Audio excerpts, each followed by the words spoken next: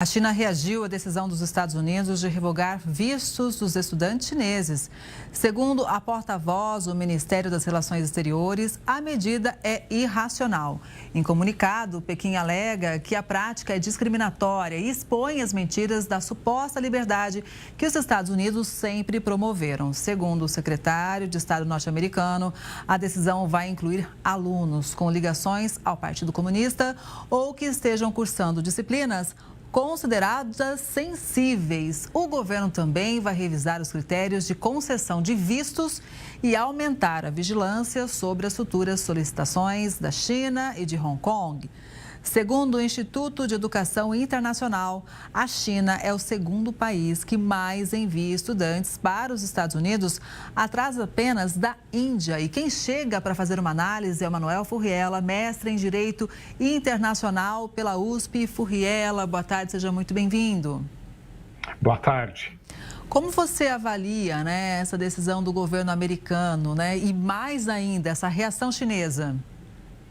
Bom, acho que é um conjunto de equívocos por parte do governo americano. Primeiramente, as instituições de ensino, não só americanas, europeias, brasileiras, elas recebem mais crédito, elas pontuam mais internacionalmente conforme elas se internacionalizam com mais intensidade. Dentro dessa internacionalização está o intercâmbio de professores mundo afora, inclusive eu atuo há muitos anos, há 25 anos, no setor de educação, justamente na parte internacional, e conheço então bem esse tipo de avaliação, e também intercâmbio de estudantes, recebimento de estudantes estrangeiros. Então, tem esse tipo de situação. Outro aspecto também que a gente tem que deixar aqui claro é que é uma grande fonte de receita para as universidades americanas.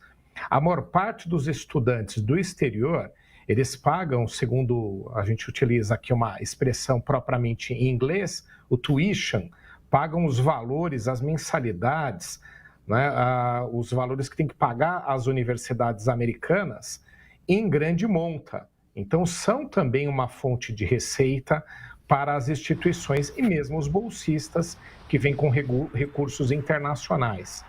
E um outro aspecto também que a gente tem que prestar atenção nessa reportagem é de que as alegações que envolvem esses estudantes de prática de atos políticos não são verdadeiros. O fato de a grande parte deles fazer parte ou serem filiados ao Partido Comunista Chinês é simplesmente pelo fato de que a maior parte da população daquele país acaba tendo essa filiação, é da natureza do chinês por conta até do tipo de governo, do regime político que impera no país. Ou seja, em geral, são pessoas que não colocam em risco a segurança americana, não trazem conotação política, não tem nenhum tipo de atuação desafiadora ao país. Então, agiu muito bem a China em responder a esse tipo de situação, não só por conta de prejudicar seus interesses, de que seus estudantes se preparem nos Estados Unidos e no exterior para favorecer a evolução econômica da China, mas também em respeito aos seus cidadãos desrespeitados por esse tipo de decisão. Um outro aspecto também importante, só para a gente concluir, a China, neste ano de primeira gestão Donald Trump, ela não tem permitido com que atitudes do governo americano aconteçam sem que ela dê uma resposta proporcional. É uma nova China, mais poderosa do que alguns anos atrás e que não tem aceitado decisões do governo americano que coloquem em risco ou desafiem os seus interesses.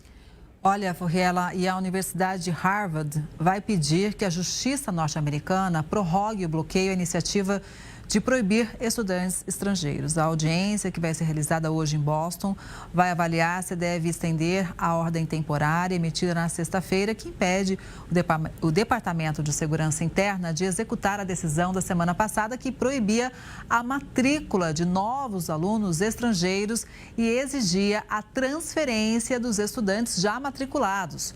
Os advogados da instituição argumentam que a ação é um ataque sem precedentes à liberdade acadêmica de Harvard e que o governo está retalhando a universidade por não ceder às exigências de controle e ideologia. Qual que é a sua avaliação? A gente está falando de Harvard.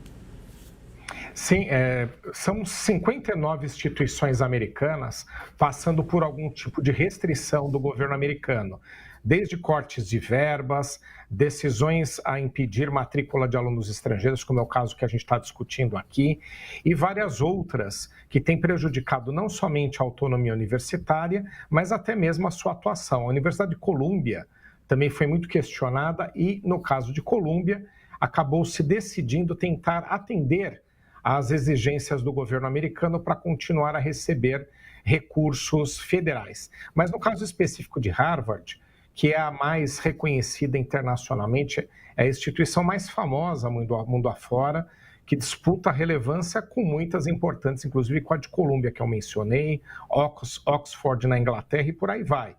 Então, Harvard tem muitos recursos próprios, tem muito prestígio. Lá se formaram grande parte dos presidentes americanos, só para a gente aqui exemplificar. Então, é uma instituição que partiu ou resolveu confrontar o governo americano. E a decisão de seguir via caminhos judiciais, via discussão judicial, é acertada, porque não há como se autorize o governo americano de determinar que estudantes possam não ingressar naquela instituição.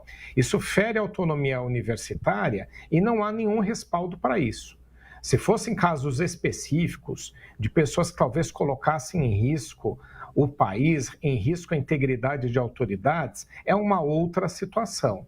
Mas interferir numa decisão que a instituição tem que ter por conta própria, ou seja, o ingresso dos seus alunos, é ilegal, fere os preceitos de autonomia universitária. Então, com certeza, a grande chance não só dessa primeira decisão ter sido tomada favorável a Harvard, mas que venham outras, já que o governo americano não tem esse poder de ingerência sobre as instituições de ensino.